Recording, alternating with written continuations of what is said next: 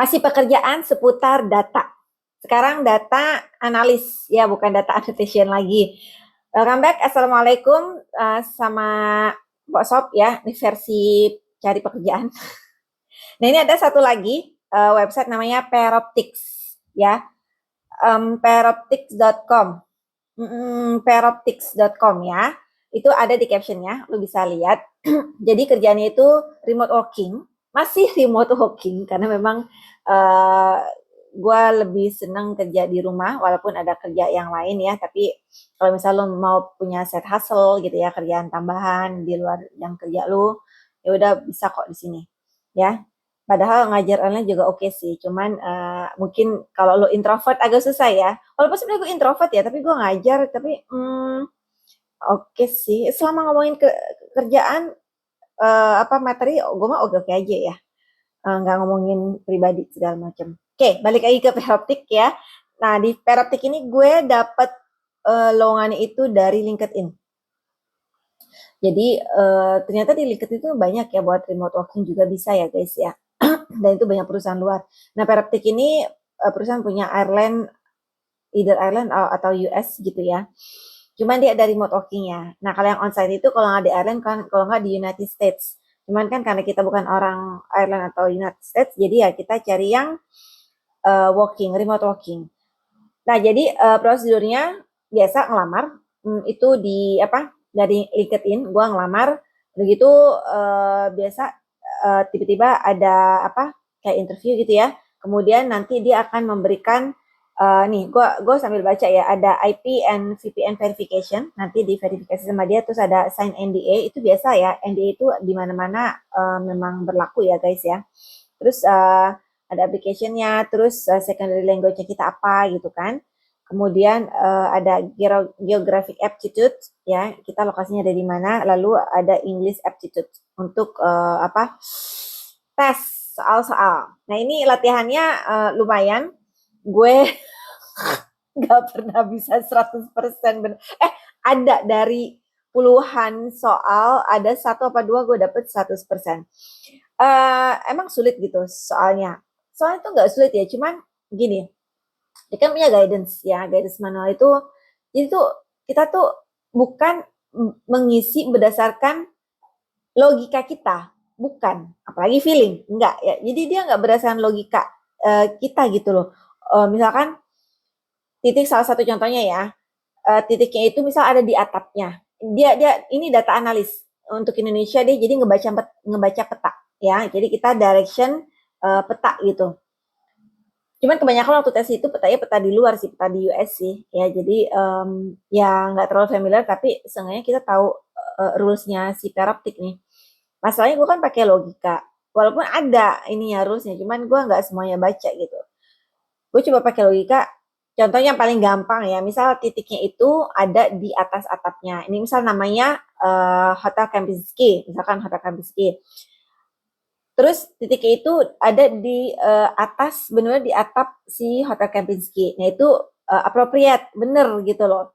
Tapi kalau misal dia ada di parkiran, itu nanti udah beda lagi istilahnya. Kalau misal dia udah di luar lingkungan si Hotel Kempinski, misalkan di jalan raya gitu atau di seberangnya, nah itu udah not appropriate isiannya gitu. Jadi dia banyak istilahnya ya. Gue sampai bikin cheat sheet gitu. Cheat sheetnya lumayan sih. Misal kayak nah tadi tuh misal apa ya, pin. Nah itu titik itu pin ya. Pin itu kalau misal benar bukan appropriate, itu good atau excellent ya. Ya bisa juga bilang apa appropriate gitu atau correct. Nah kalau misal di luar udah di seberang jalan itu misal wrong gitu kan atau salah, atau misal kalau di parkiran dia approximate. Nah itu kerjaannya kayak begitu guys. Sebenarnya gampang ya kalau lu baca panduannya dan lu hafal. Sebenarnya nggak harus hafal banget, kalau lu banyak latihan, lama-lama lu akan dengan sendirinya inget gitu. Jadi nggak harus hafalan. Tapi kalau memang lu kepingin pas latihan itu dapetnya bener terus 100%, ya mau nggak mau ngafal gitu. Ngafal si regulasinya si Peroptik dari guidelines-nya dia gitu. Walaupun gue bikin cheat sheet ya, tapi masih aja ada yang salah. Misal jadi tuh dia akan ngasih soal titik soal yang areanya area yang sekarang gitu. Terus nanti kita mencari alamat berada di luar area gitu misalkan gitu ya. Nah, itu misalkan kantor pos ya, kantor pos pusat, kantor pos aja gitu, kantor pos. Nah, di situ eh, dia kotak kita yang tempat kita sekarang sama tempat tujuan itu nanti bisa beda ya pasti ya. Nanti pas kotak kantor pos, nanti kita misalkan ketemu beberapa kantor pos nih, misal ada yang gede, ada yang kecil gitu ya di sekitaran kita. Misal jarak 2 kilo, 5 kilo gitu kan. Di situ terus yang A kantor pos pusat, yang B kantor pos misal Cakung gitu kan. Nah itu nanti dia akan tanya bener apa enggak gitu loh.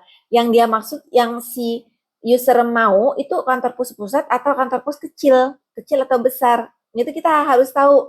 Misalkan oh kita mau yang kecil, tapi ternyata yang kecil lebih jauh dari yang besar kantor posnya. Nah itu kita harus jawabnya apa gitu loh. Apakah approximate, apakah correct, apakah partially correct gitu ya. Terus secara tulisannya misal kantor pos Indonesia, tapi kita maunya kantor pos aja, tapi ditulisnya kantor pos besar, kantor pos kecil. Nah itu kita akan kasih rating gitu loh. Ratingnya um, kalau kita dapetnya yang misal kantor posnya kecil terus jarak dekat itu udah benar appropriate, udah benar ya, udah correct gitu loh. Tapi kalau yang jauh di luar jangkauan kita itu apa namanya gitu loh, ratingnya berapa gitu loh, apakah perfect, approximate, apakah good, correct, wrong gitu. Nah kayak kayak gitu loh. Terus banyak ininya kategorinya banyak ya, apa edge case-nya itu dia banyak banget dan itu gue sih lumayan latihan sampai hampir 30-an, kurang lebih 30 nomor tuh kayaknya kok gue susah banget ternyata 100% ya. Mungkin lu bisa guys, mungkin lu bisa ya. Karena itu memang harus intens setiap hari latihan. Kalau gue bilang ya, cuman gue kan banyak tumpang tindih sama kerjaan yang lain ya, jadi nggak terlalu fokus gitu. Cuman kalau memang lu niat banget, lu coba masuk ke peroptik.com, lu cari yang namanya Data Analis Indonesia. Itu di situ nanti lu akan tadi gue bilang ada NDA segala macam application, ada tes geographical, tes language segala macam. Nah itu lu kerjain.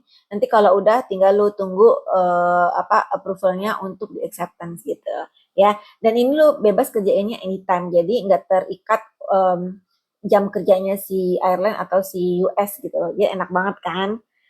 Dan lu bisa menghasilkan uang dolaran. Dia sejam berapa ya? Gue lupa tapi kayaknya dia kurang lebih sekitar $10 per jam kurang lebih ya.